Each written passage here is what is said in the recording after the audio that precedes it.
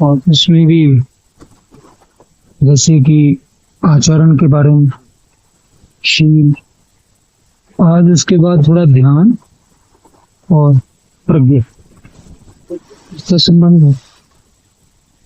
अब ये जैसे शील क्या था कि शील का मतलब है बाह्य आचरण। जिस तरीके से कि आदमी बाहर दूसरों में चलेगा, तो बाहर जैसा चलना है वो यदि स्मृति से, ध्यान से, विचार से वो चलेगा तो उसको थोड़ी बहुत अपनी खबर लगती रहेगी।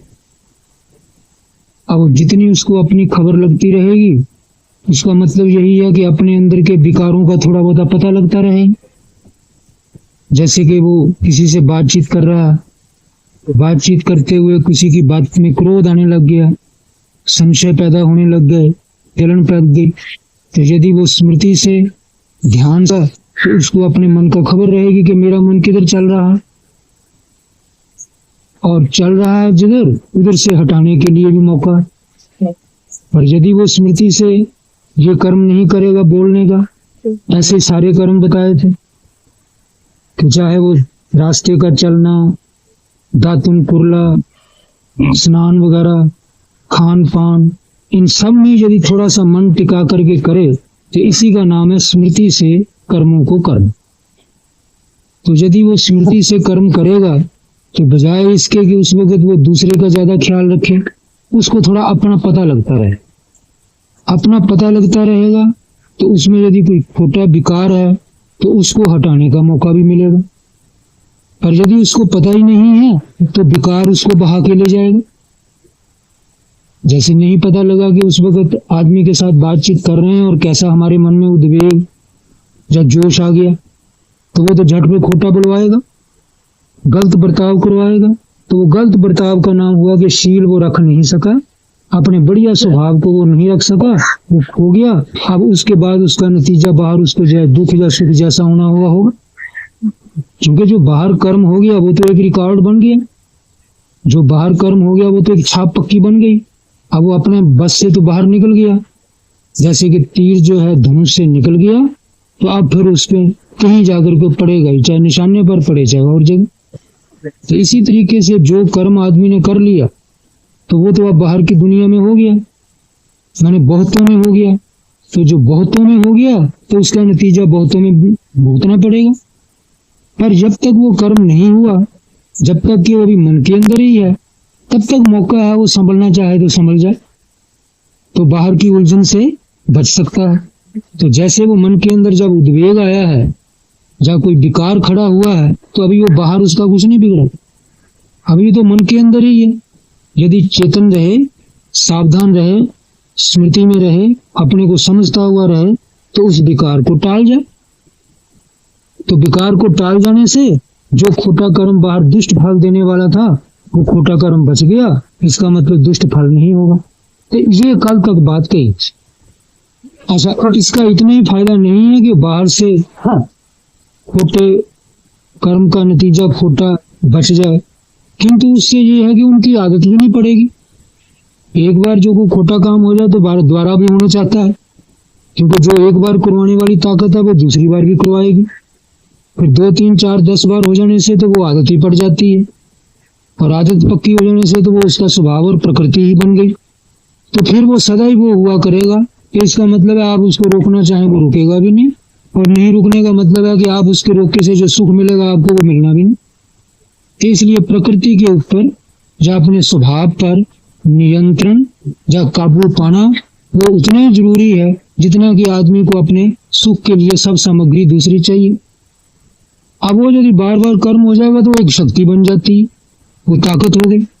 पर हुई जरूर तब जब कि आप पहले कदम पर फिसल गए, और पहला कदम वही था कि यहाँ स्मृति नहीं रही, सावधानता नहीं रही, याद चूक गई, अपने किस हाल में है इसकी खबर नहीं रही, जैसा नहीं होना चाहिए था हो गया, और वो संसार का कायदा सा होते चला रहा। जैसे क्रोध में उल्टा बोलना, और लोभ में किसी की चोरी कर लेना, झूठ बोल देना, इच्छा आ गई तो नाना प्रकार के और पखंड रचने शुरू कर देने, ईर्ष्या जलन आ गई तो दूसरे के सुख को बिगाड़ना। तो ये सारे जितने हैं मन के अंदर गलत विकारों के साथ खोटे कर्म बंधे हुए, ये किसी के बस की बात नहीं। ये एक ऐसी शक्ति है कि वो जैसे कि किसी पुतली के अंदर आप करंट छोड़ दो तो पुतली अपनी वैसे काम करने लगती है जिस तरह की उसको ढाला गया है। किसी तरीके से इस देह के बीच में मन द्वारा यदि ऐसी करंट आ जाती है इन विकारों की, तो वो ऐसे ही कर्म करने लगता है जैसे कि आम दुनिया में हो रहे हैं। तो इसलिए यदि उन विकारों को ही आपने किसी तरीके से संभलना, पहचान करके टालना सीख लिया और हिम्मत कर ली, तो है तो जरा कठिन काम, क्योंकि दुनिया से उल्टा चलना है। पर आपको इसमें लाभ बहुत है। एक तो खोटे कर्म से बच गए जिसका नतीजा खोटा होना था, दुख रूप, और एक ये है कि उसकी आदत नहीं पड़ी, अच्छा रास्ता साधने के लिए आपको हिम्मत बन जाएगी। ये दो फायदे इसके बड़ी। तो ऐसा ही आदमी ध्यान भी कर सकता है जो कि इन विकारों से थोड़ा बच सके। तो आज थोड़ा ये ध्यान के बारे में बोलने का था। ये कल का इसके साथ जोड़ हो गया कि किस तरीके से वो जो अच्छा आचरण, बाहर ठीक कर्म किया हुआ, होश के साथ, समझ के साथ, वो आदमी को ध्यान के योग्य लायक बना दो। और यदि कर्म बाहर अपने अज्ञान से है, ना समझी से है, बिना पहचाने, बिना कुछ टाल किए, अच्छा आचरण किए यदि है, तो फिर आदमी को ध्यान का मौका नहीं। क्यों? कि जिस वक्त वो अकेले में बैठेगा उस वक्त वही विकारों की दुनिया खड़ी होती रहेगी। संशय, इच्छाएं, क्रोध, चिढ़ और उन्हीं के बारे में जो नजरें, सबसे पहले तो दृष्टि विघ्न है जो कि ध्यान को खराब करती है। अब ध्यान समझना है तो पहले ध्यान क्या है, फिर ध्यान के विघ्न क्या है, फिर अच्छा ध्यान किसे कहा जाएगा, फिर इसका रास्ता क्या, ये चार चीज समझी जाएगी ना। तो पहले तो ध्यान किसे कहते हैं? तो देखो, आम दुनिया में एक रास्ता चल रहा है जप का। कोई महात्मा या कुछ जिनको भी आप कोई गुरु मानते हैं, वो आपके कान में या सीधे में कोई मंत्र आपको दे देता है और आप मंत्र को अपने रटते हैं, समझते हैं हमारा कर्तव्य है कि इसके द्वारा हम भगवान को प्रसन्न करें, जहाँ भगवान का नाम है ये उसको लेंगे, हमको इससे पुण्य मिलेगा। तो ठीक है, जहां तक आपकी श्रद्धा है वो बात उतनी ठीक ही है। परंतु ये जो है जप जो है, ये जप ध्यान का पहला कदम है। पूरा जप जो है ये जप मात्र पूरा भगवान का पाने का या उसके आनंद का रास्ता नहीं। क्योंकि जप क्या है? कोई भी शब्द जो उच्चारण करोगे, चाहे वाणी से बोलो, चाहे मन से बारीकी में बोलो, उसका नाम जप हो। अच्छा, अब यदि ये जप जप ही रहा, क्या मतलब पूरा जप बोलना ही बोलना, तो इसको जप कहते हैं। पर यदि इस जप के साथ थोड़ा विचार भी जोड़ दें आप, विचार के साथ अंदर से वो शब्द बोलें, चाहे कोई भी है, चाहे आपके गुरु का दिया हुआ है, या अपने मन को समझाने के लिए आप ही बोल रहे हैं, या कुछ समझने के लिए अंदर ही अंदर मन को जगा रहे हैं, तो यही ध्यान बन जाएगा। जैसे एक मिसाल कि आप खाली एक बैठे बैठे राम राम राम राम करते रहे, तो इसमें समझना कि यदि आपके मन में विचार नहीं जग रहा, कोई चीज सोचने में नहीं आ रही है, या तो मन सुस्ती में है, या कोई दुनियावी चक्कर में पड़ा हुआ है। दुनियावी चक्कर का यूं समझना, कोई वहम संशयों में है, इच्छाओं के हेर फेर में है, या मन के अंदर कोई ना कोई चिढ़, या कोई क्रोध, या ईर्ष्या, जलन, या दूसरे की याद करके कुछ ना कुछ और सोच, बस इस चक्कर में है, तो वो राम राम तो चलता रहेगा, पर वो विचार जो है वो ध्यान की जगह पर नहीं पहुंचा। जप जो है वो ध्यान की कोटि तक, ध्यान की जहाँ सीमा शुरू होती है वहां तक नहीं पहुंचा। क्यों? कि वो जो मन के अंदर पहली धार बह रही है ना, वो पहली धार संसार की है। संसार की का मतलब है इस शरीर से बाहर की दुनिया की है, कि जिसमें जो राग द्वेष मान मोह सारे क्लेश हैं, और इन क्लेशों के साथ संसार की सृष्टि है और संसार की उलझन है। उसमें आपको संसार की उलझन से परे जो भगवान का रास्ता है, जो भगवान का आनंद है, उसका ये कोई ठिकाना नहीं। क्यों? क्योंकि आप जप तो कर रहे हैं, शब्द तो बोल रहे हैं, और शब्द ही शब्द आपने अपने एक रट में बोल रहे हैं। वो जो मन सोचने वाला था, विचार करने वाला था, वो मन को विचार में दुनिया को बसा रहा, मन में विचार द्वारा दुनिया को अभी बसा रहा, जिस दुनिया में यही सारे अंग हैं, यही सारे दुनिया के हिस्से हैं, राग द्वेष मान मोह ईर्ष्या जलन प्रीति संशय, यही सारे। और इन्हीं की चीजों को लेकर के 36 विचार कि वो ऐसा कर देगा, क्या होगा, वो ऐसा हो जाएगा, चाहे वो होने को आ रहे हैं, चाहे हो रहे हैं, चाहे बीच में आपका जप बंद भी हो जाए, जब कभी चल पड़े कभी बंद हो जाए, परंतु ये धारा जो है वो ठीक आराम से उस जप को चलने में नहीं देगी। अच्छा, यदि ये धारा टूटेगी तो साथ ही सुस्ती आएगी, आलस आएगी, नींद आने लगेगी। तो इससे भी जप जो है विघ्नित हो जाता है, या ध्यान की कोटि तक, सीमा तक आरोहण चढ़ाई नहीं कर पाता। तो अब यदि इसी मंत्र को, चाहे वो मंत्र है या नहीं है, परंतु कोई भी शब्द है, उसको थोड़ा विचार के साथ जोड़ दे तो वो ध्यान बने। अच्छा, अब थोड़ा सा तो कल बताए थे आचरण में कि जैसे कोई आदमी रास्ता चलते जा रहा है और उसके रास्ते में किसी के मकान के सामने पड़ी कोई चीज उसकी नजर में पड़ गई, जो कि थोड़े उसके फायदे की भी हो सकती थी, कुछ कीमत की है। तो उसके मन में संकल्प आ गया या इच्छा पैदा हो गई कि इस चीज को मैं उठा लूं, और उठाने से मेरा कुछ ना कुछ भला होगा। वो मन के अंदर है ही है, क्योंकि वो चीज का छाया ही ऐसी है, चीज का अक्स ही ऐसा। अब जिस वक्त उसके मन के अंदर आया तो इसका मतलब वो संसार का ध्यान है उसको, चीजों का, कि ये चीजें अच्छी हैं और इसको यदि हाथ में लग जाए तो कुछ फायदा हो जाता। ये ध्यान वाला मन है। और उसने अपने मन को उस ध्यान से उच्चाटित करके, छेद करके, तोड़ करके एक दूसरे ध्यान में लगाया। अरे जिसको तू उठाना चाहता है, ऐसी चीजें और हमारे पास बहुत पड़ी हुई हैं, और इस चीज के उठाने से यदि नहीं भी है तो तेरा कोई वो फायदा नहीं है कि जो कि सदा बना रहने में। तो देखो उसने कुछ शब्द बोले, वही है, ये भी शब्द ही, पर शब्दों के बीच में एक विचार है। उस विचार ने क्या करना है कि उसको, मन को एक गलत रास्ता जाते हुए से रोकना है। तो यदि ये विचार के साथ शब्द है तो उस वक्त ये ध्यान, चाहे ये ध्यान उस वक्त समझ लो ऐसा नहीं है जो कि आसन पर बैठ के होना है या लंबा कहीं मन को टिका के, पर वो एक आधे मिनट के लिए या 2 मिनट के लिए, जब तक वो विचार द्वारा, अपने शब्द द्वारा, विचार कैसा कि जो उसके अंदर ज्ञान है और उस ज्ञान द्वारा वो जो शब्द बोला जा रहा है उससे अपने मन को चेताएगा, जगाएगा। ये जो मन को चेताने और जगाने वाला जो विचार और उस विचार को प्रकट करने वाला जो शब्द, ये दोनों ही हो गए शब्द और विचार, इसका नाम ध्यान है। अच्छा, इसी तरीके से जब आसन पर भी आप बैठो तो यदि आप एक शब्द भी रखते हैं, चाहे कोई एक नहीं, कोई वाक्य का मतलब एक तो राम राम है, या कोई लंबा मंत्र ही है, उसको भी जिस वक्त जपते हैं, उसके जपने के साथ साथ मन में विचार प्रकट होता रहे ना, तो समझा जाएगा वो ध्यान। जैसे मान लो राम ही जपता है कोई, तो भाई राम तो जपते हैं, और मन सोच में पड़ जाए कि राम क्या है जिसको हम जपते हैं, तो उधर राम राम बोलता जाए और उधर मन में कहता जाए कि जिसमें भाई कोई क्लेश नहीं है, दुनिया के कर्म नहीं है और कर्म का जाल नहीं है, दुख सुख नहीं है, कोई बला आफत नहीं है, बंधन नहीं है, ऐसे जो शुद्ध आत्मा का स्वरूप है और यही राम है, इस तरह से सोचता हुआ यदि वो राम राम भी करता रहे, मन को जगाता रहे, तो ये भी एक ध्यान बन जाए। परंतु ये ध्यान जो है वो शायद आराम से ना चल सके, क्योंकि वो ज्यादा सोचने लगेगा तो शब्द गिरने लग जाएगा, थोड़ा शब्द विघ्नित होने लग जाएगा। पर कोई अर्जा नहीं, वो विचार ध्यान वाले बताते हैं कि यदि विचार इतना मन में जाग जाए कि वो शब्द यदि खत्म भी होता है तो होने दो, आपका ध्यान एक सीमा ऊपर उठ, एक कोटि ऊपर उठ गया। और यदि सोचने में उस चीज के, जैसे राम क्या है, इसी के ऊपर विचार करने में मन इतना जग गया कि उसको इतनी प्रीति, वहां आनंद आने लग गया, प्रीति, प्रेम, लगन पैदा हो गई। तो आपको अच्छा है कि विचार भी बुझता तो बुझने दो, उस लगन से ही मन जागता रहे और उसके चिंतन में पड़ा रहे, तो और उससे उत्तम ध्यान। और वो लगन इतनी तीक्ष्ण हो गई कि उसमें आनंद भी आने लग गया। तो अच्छा है यदि प्रीति भी उसमें ना रहे, लगे, मन लगे भी नहीं, वो आनंद से ही जाग रहा है। अब उस चीज का यदि नक्शा मन में खिंचा हुआ और संसार भूले हुए और मैं भी याद में नहीं आती है, तो ये सबसे उत्तम किस्म का ध्यान। पर अब ये कब कर पाएगा आदमी? ये सिर्फ वो जो पहली धार संसार की बह रही है, वो जितनी जितनी कमजोर होगी, आखिर इतनी वो कमजोर हो जाए कि मन में उसका नामो निशान न दिखे।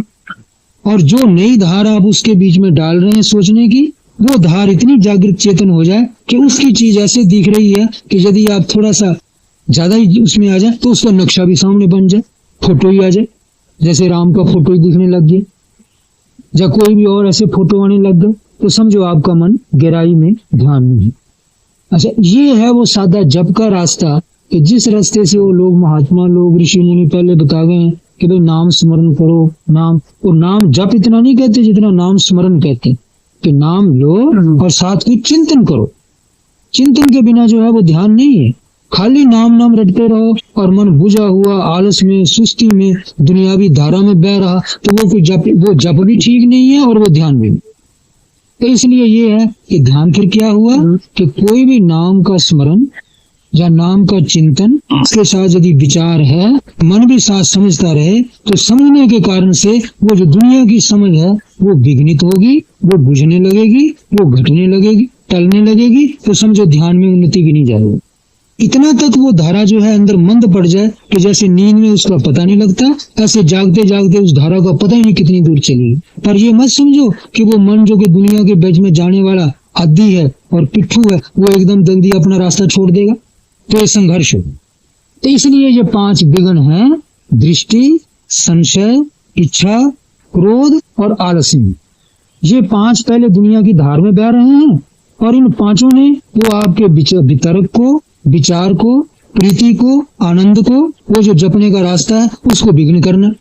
पहला वितर्क है ना, जो शब्द बोलोगे वो शब्द को भी अड़चन में डालेगा, बोलने नहीं देगा, क्योंकि बीच में अपनी धार बहा देगा, झट किसी की नजर बना लेगा। क्या, अरे तू बैठा कहीं बाहर चोर तो नहीं है?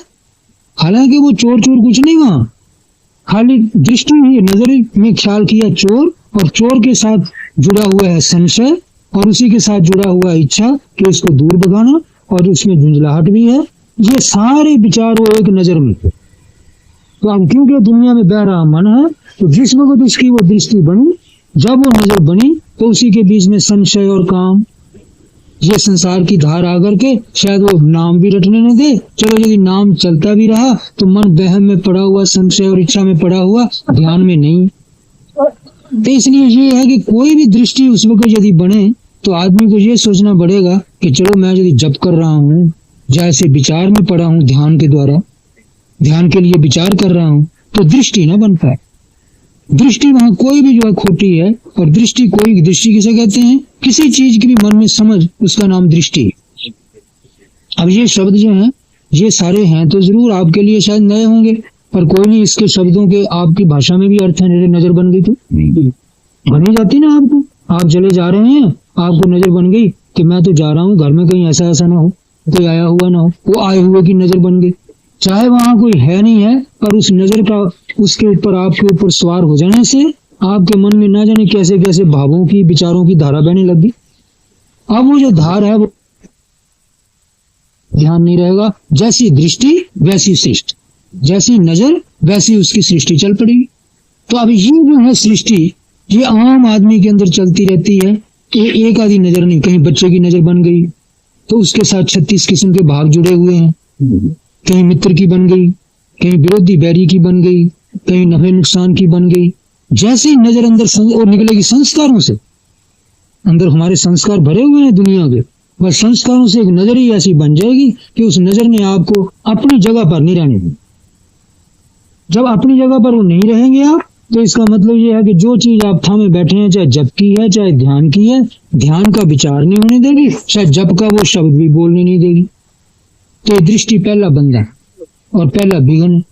और इसी दृष्टि की जड़ में, दृष्टि जिसकी उठती है उसी के बीच में संशय होता है कि यूं ना हो जाए, कहीं तू ना हो जाए।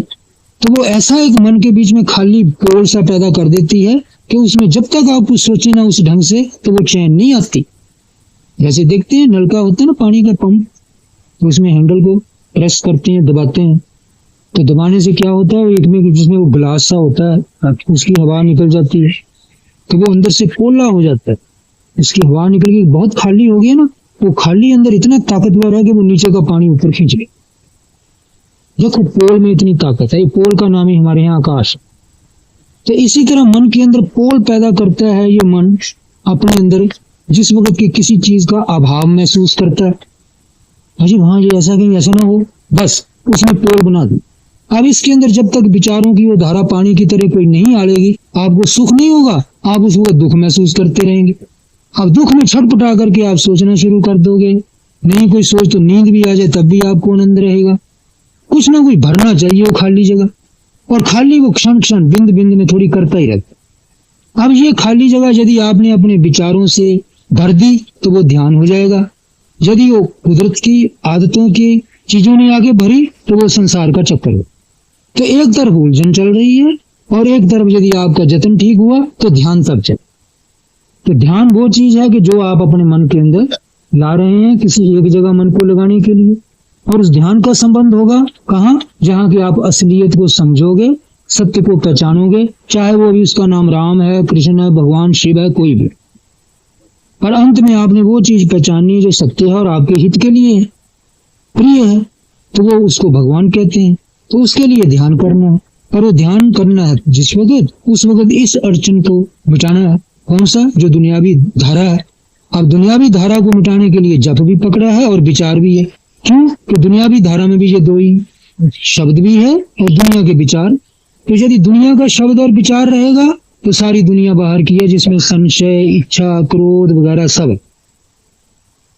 और यदि आपने अपने ढंग के उसके शब्द को और विचार को बीच में लागू कर दिया और ये प्रबल हो गई तो वो दुनिया की धारा मिटा देगी।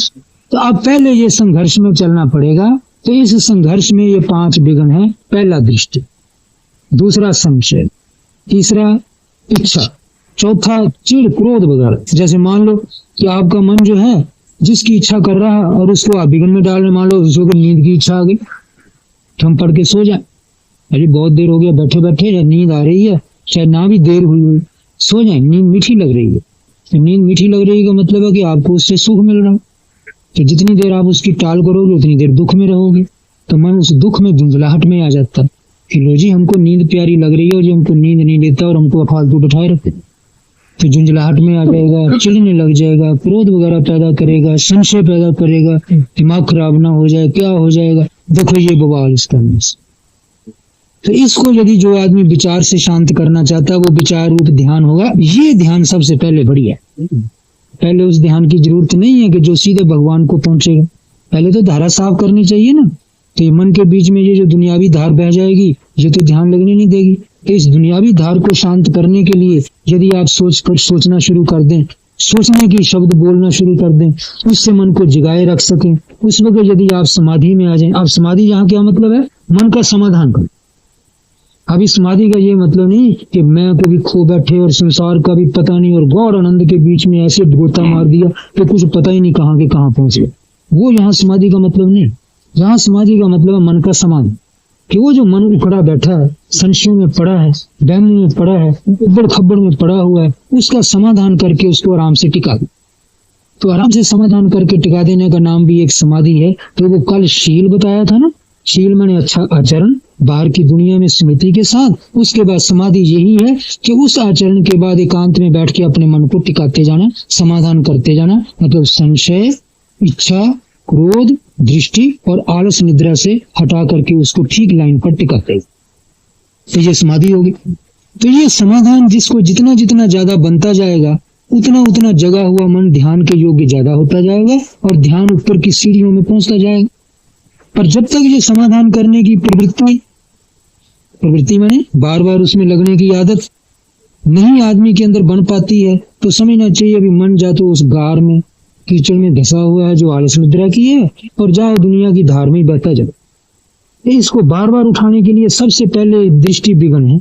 तो अब ये दृष्टि को पहले खूब अच्छी तरह से मन में जचा लेना चाहिए कि जिस वक्त हमारे मन में पैदा हो कि झट इसको पकड़े कि दृष्टि आ गई, और उसके मुताबिक झट अपना कर्तव्य समझें कि इसको अभी जरा दृष्टि को विदा कर लें।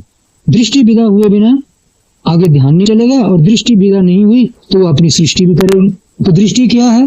देखो आदमियों के मन में, किसी के मन में भी ऐसे ही जो जितने आदमी किसी का भी कोई एक अक्स आ जाते हैं ना, जैसे एक आदमी सामने, आदमी तो वही शरीर है जैसे हमको दिख रहा है, और उसके बीच में चलो सब कुछ है, मन भी है, बुद्धि भी है, चेतन है, जो कुछ है इसमें है उसमें वो भी वही है, कोई फर्क की चीज नहीं। पर इतना है कि जब उस पर नजर पड़ेगी तो हर एक आदमी के अंदर वो आदमी क्या क्या दृष्टि बनाएगा ये पता नहीं। उस आदमी की क्या क्या नजर बनेगी वो भिन्न भिन्न होगी। जैसे एक ही आदमी है, यदि बच्चे की नजर में पड़ेगा तो बच्चे के अंदर जो उसकी दृष्टि होगी वो अलग होगी, जहाँ उसके बाप के अंदर जो उसकी दृष्टि पड़ेगी तो वो अलग होगी। आदमी तो वही है, शरीर तो वही है, उसके अंदर सारा सिलसिला भी वही है, मन, बुद्धि इत्यादि इंद्रियां। पर बाप के अंदर जो उसका अक्स पड़ेगा, जैसे फोटो कैमरे के अंदर आता है, आंख के अंदर उसका अक्स पड़ेगा, तो वहां कुछ उसकी और समझ पड़ेगी बाप को कि ये, और बच्चे के अंदर कुछ और पड़ेगी ये। अच्छा, बच्चे भी कई किस्म के हो सकते हैं। एक बच्चा कर्तव्य परायण है, उसके अंदर शायद बाप की खोटी दृष्टि ना पड़े, पर जो कर्तव्य से विमुख है उसको बाप को देखते ही कुछ संशय बहम वाली दृष्टि बन जाए। पर वो बाप जो करके उसकी समझ में पड़ रहा है वो उसकी नजर का है, उसकी दृष्टि का है। तो ये सारा संसार जितना भी हमारे अंदर आ रहा है वो हमारे मन में है। बाहर तो सिर्फ एक ही चीज है जो कि देखने में आती है, जिसको लोगों ने कहा परमात्मा समझ लो, ब्रह्म कहो, व्यापक कुछ नहीं। हमारी दृष्टियों में वो भिन्न भिन्न नजर आ रहा है। अब वो जिस प्रकार के अंदर के संस्कार इकट्ठे हो चुके हैं, जैसी कमाई आपकी हो चुकी है किसी एक की भी, उसी के मुताबिक आदमी उसके अंदर जाकर के दिमाग में चिपके। वो जो आदमी की समझ उसके दिमाग में है उसका नाम दृष्टि है। तो जो झूठा सौदा और बिल्कुल ऐसी चीज है जो तुच्छ है। और उस आदमी के लिए जो इस संसार में खूब धसा हुआ है उसके लिए ये पूरी सार वाली चीज है। जैसे कोई आदमी चोरी के इरादा से किसी के घर में आगे जाए ना, और उसको पता लग जाए यहाँ कोई आदमी, अब उस आदमी का चित्र उसके मन में ऐसा आएगा तो उसकी जान लेने वाला है। तो दृष्टि ना, और कोरी उसके दिमाग में बनी है वो, पर क्योंकि उसके दिमाग में एक ऐसी चीज और बसी हुई है, अपराध, उस अपराध के कारण से वो आदमी उसको ऐसा मालूम हो रहा है उसकी जान लेगी।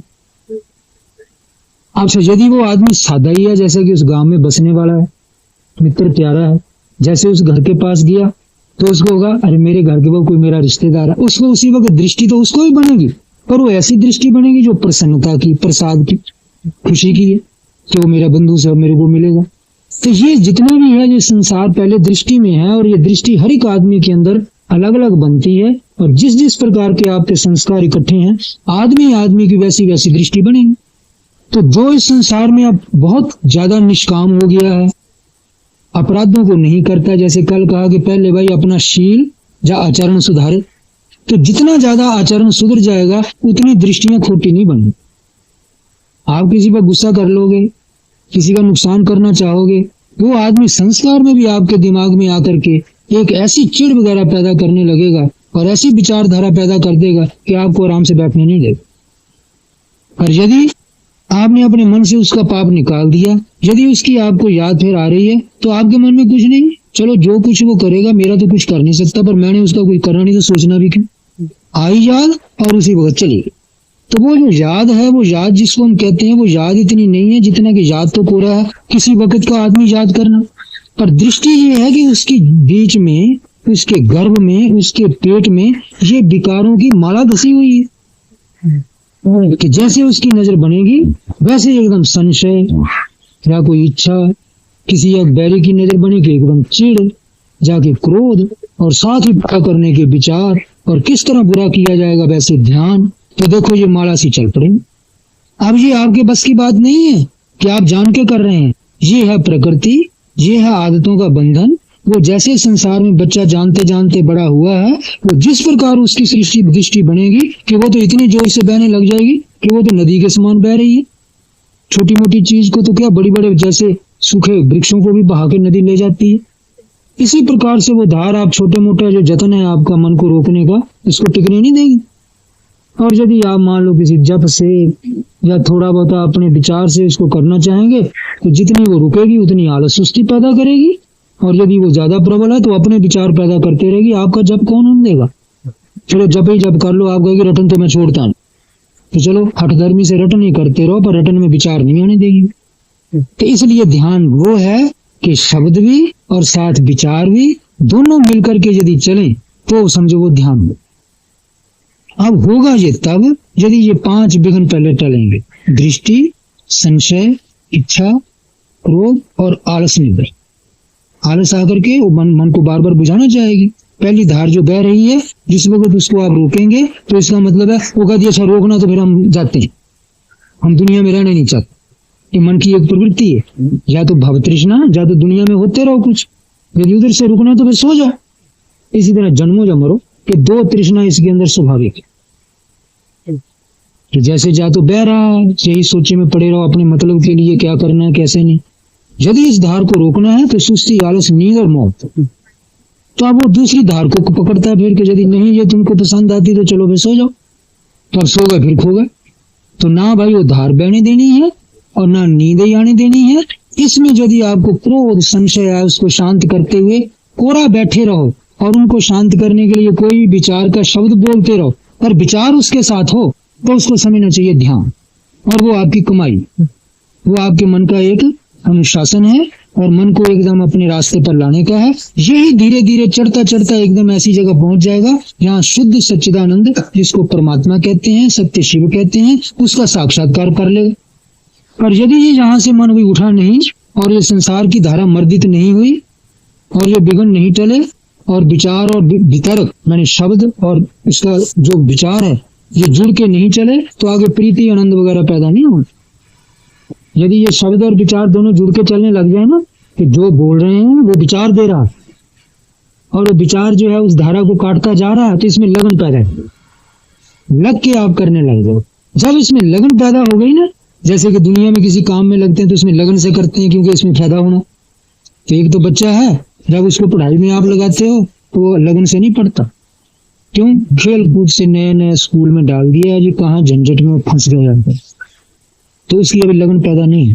पर उन्हीं में से कोई बच्चा ऐसा है, उसने समझ लिया नहीं गई, उसके बाप माता ने या उनके घर वालों ने ऐसा संस्कार उसके अंदर डाल दिया कि इस पढ़ाई में बहुत मिठास है, इसमें तुम्हारा बड़ा हित है, और उसके दिमाग में आ गई और इसमें हित ही है, और वो ऐसे लगन से उसमें चल पड़ा कि उनको कहने की भी जरूरत नहीं, वो अपने आप ही बढ़िया पढ़ता है।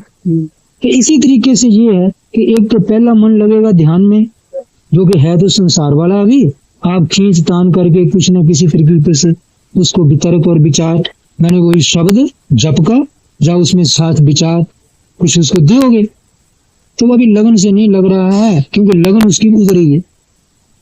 अरे यदि उसको सोचोगे नहीं तो कुछ बिगड़ जाएगा। तो यदि झट अंदर से ये शब्द बोले कि यदि नींद में नहीं सोचा जाता तो क्या बिगड़ जाता है?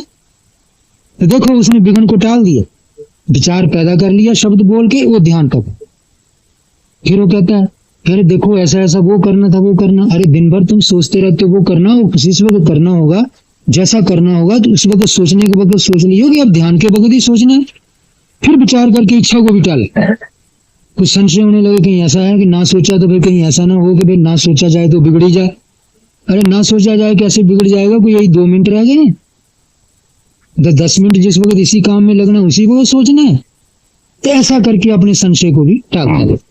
चिड़ वगैरह आए, गुस्सा वगैरह आए, क्योंकि उसकी मानी नहीं, झुंझलाहट आए और ज्यादा, तो उसको भी ऐसे मालूम है जैसे टालता टालता मैं बैठा हुआ हूँ, और उस टालते टालते कोई अपने मन को समाधान मिला।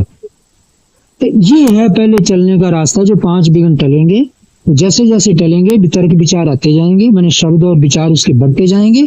अब बढ़ते बढ़ते इतने में नींद आने लगी, तो आपने कहा नींद का सुख मैं छोड़ता हूँ, थोड़ा जागते हुए रहूंगा, चाहे कोई विचार भी ना सही शब्द उच्चारण, ना सही कोई मन में विचार, पर सोऊंगा नहीं। अभी थोड़ा नींद को भी टाला, अब उसमें भी फिर संशय वगैरह पैदा हुए, उसमें भी इच्छा हुई, उसमें भी चिढ़ आने लगे, फिर साफ करने लग गए। तो इस तरीके से दिनों दिन ये चलता रहेगा तो 5 विघ्न टले। पहला जो है जप और वो विचार, ये 2 कायम कर लिए, 2 कायम करने के साथ साथ ही वो 5 विघ्न टाल लिए। अब 5 विघ्न टालने के साथ साथ अब लगन पैदा हो गई, जिसको मैं कह रहा हूँ ना लगन, तो लगन से करता है। जब तक वो बाहर की धार है, जब तक मन अपने संसार में कुछ सुख गिना हुआ है और उस वक्त भी कोई कर्तव्य समझ रहा, तब तक लगन पैदा नहीं होगी। यदि लगन पैदा हो गई तो इसको पुराने लोग कहते थे कि ध्यान में प्रीति पैदा हो।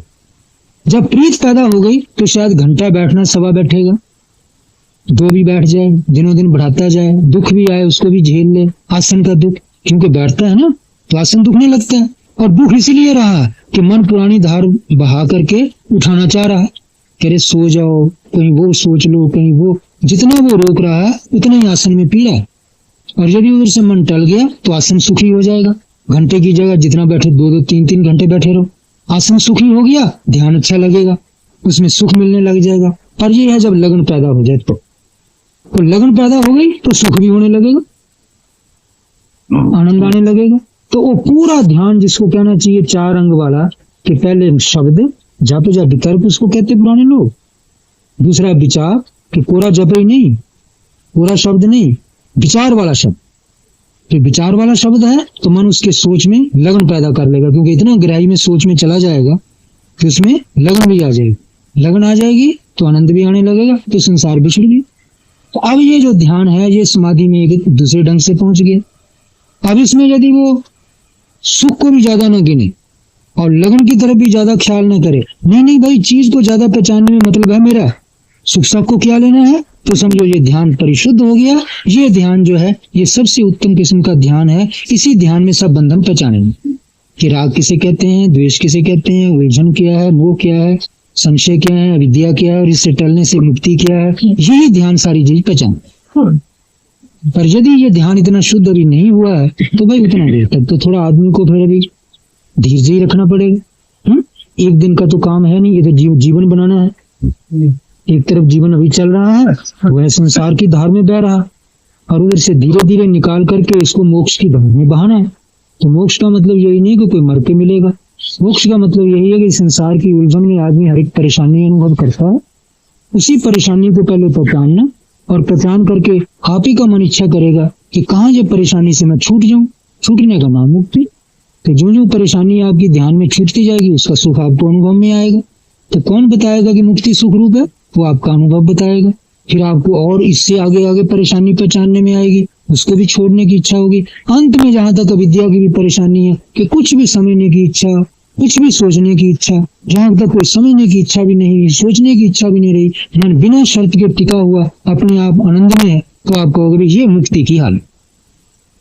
तो जैसे नशे पी के आदमी दुनिया को भूलता है, कोई और खेल तमाशों में भूलता है, तो ये सुख सदा बने रहने वाले नहीं है। आंखें चलेगी, नाटक चला गया, कान चलेगा, राग रंग नहीं उड़ गया, हाजमा कमजोर हो गया, जीव के स्वाद चलेगा। संगत तब चलेगी जब आपके अंदर फुर्ती नहीं रही, ताकत नहीं रही। क्यों? फुर्ती ताकत के बिना संगत जो है मीठी नहीं लगती। बच्चों को जवानों की संगत अच्छी लगती है, तो बुद्धों की उल्टी सीधी बातें हैं, दुनिया की निंदा चुगली की और बाहर सारे दोष देखते रहो, पर इसमें कोई सुख नहीं। पर सुख आपको इसी में मिलेगा, अकेला जीवन बनाया हुआ, बाहर सदाचार वाला है, पवित्र आचरण है, उससे थोड़ा ध्यान की आदत है और ध्यान का एक अमल सा हो जाए नशा। उस ध्यान के सुख में बैठ करके तो बुढ़ा भी होगा, बैठ कर ही आनंद लेना है ना। बैठना तो किसी का भी होगा, जब तक जिएगा तभी तक बैठेगा। तो एक सुस्ती आलस में बैठेगा, एक चेतन आसन पर बैठेगा।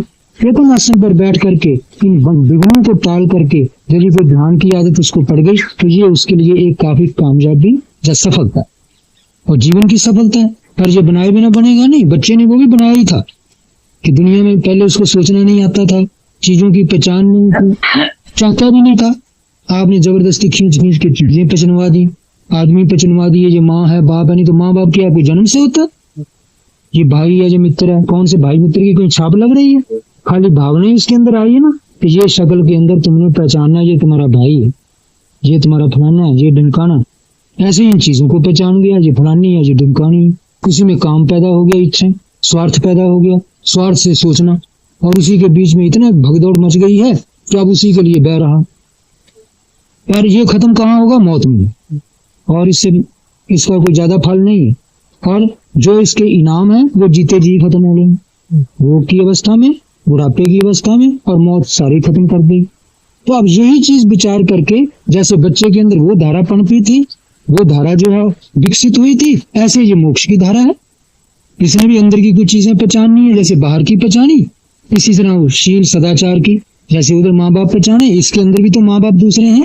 शील है, सदाचार है, मैत्री, करुणा, मुदिता, उपेक्षा, क्षमा वगैरह, वीर्य, ध्यान, प्रज्ञा वगैरह कितने नाम लेते हैं, वैराग्य, संतोष, ये सारे इसके बंधु हैं। अब ये किंतु पहचानने हैं अभी। तो जब धीरे धीरे अंदर लाने की कोशिश करेगा तब ना पहचानेगा। और थोड़ा बाहर सदाचरण, जैसे वाले अपने कामना के लिए कर्म, ऐसे ही जहाँ सदाचार, ये भी तो आचरण, तो ये भी करना है।